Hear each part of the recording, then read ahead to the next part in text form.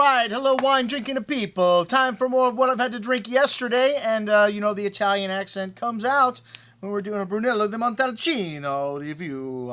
It's time for our vintage Brunello tasting, and then the next will be the current release, the 2011s, because Brunello is held back longer than any other wine in Italy by law. 5 years, the Reservas. 6 years. Hey, the 2010 Reservas are coming out. Man, I cannot wait for this 11 tasting because the 10 Reservas, 10, one of the greatest vintages I've ever experienced young, but even in a great vintage, you got to wait another 10 years for the wines really start to show at their peak or longer.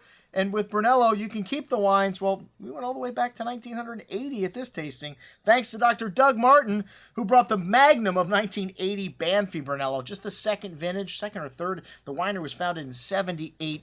And when you look at Brunello di Montalcino, really it's a relatively new invention. The largest producer, Banfi, just broke ground in 1978. You had Bionda Santi, you had Barbie, you had a few other people before that that went back, you know, beyond the 20th century. But most people, I mean, the 60s and 70s is where things started here. Anyways, the Banfi, this Magnum, drinking beautifully, man, right now. Let me tell you, just smooth as silk, lovely light red berry fruit, very pleasant. You could tell maybe it was better, I mean, a few years ago. But if you like old wines, hey, this wine got a vote for first place. Excellent juice.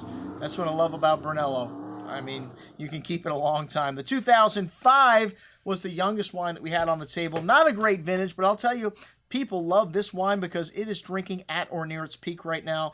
And even in a vintage that's not considered great, you know, give the wine 5 years in your cellar. Very forward and drinkable. This wine's got a lovely light red berry fruit, porcini mushrooms, dried floral notes, hints of smoked lunch meat there. Very smooth and silky on the tongue. Like I said, drinking at its peak right now. Got 3 votes for second place, and one of the most popular because of the price, under $45 a bottle.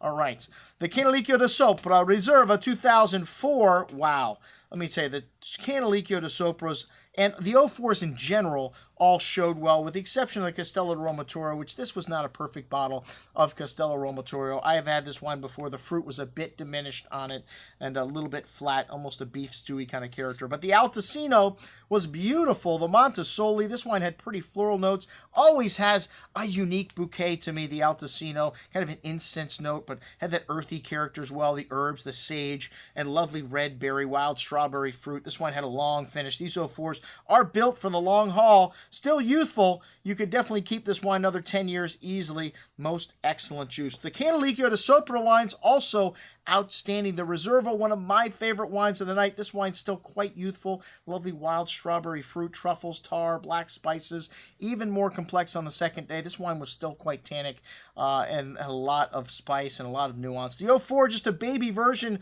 of this wine, but unfortunately, the 04 Canalicchio also, to me, was not a perfect bottle. Had a little bit of an oxidative quality to the fruit on the nose. A shame. 2 of our 2004s, not, to me, great representations of what the wines were. And that is what that piece of bark that's been crammed into the bottle to keep the wine from coming out does to it. Let's put a screw cap on it, folks. Even Brunello, I'm a fan of screw caps on any type of wine if it keeps 2 out of my 10 wines from being like these two. The Val di Cava 2003, however, a spectacular example of that wine. Lovely strawberry, dark cherry fruit, rose petals, incense, really smooth and silky. This wine's drinking the best that I have ever had it. These 03s were a little funky at first, and a lighter style of wine for Val di Cava, but not light in nuance. Excellent juice. The wine of the night, the 2001 Madonna del Piano, which is a single vineyard from Val di Cava. They make like 500 cases of this wine. Got 100 points in the Wine Spectator, and a stunning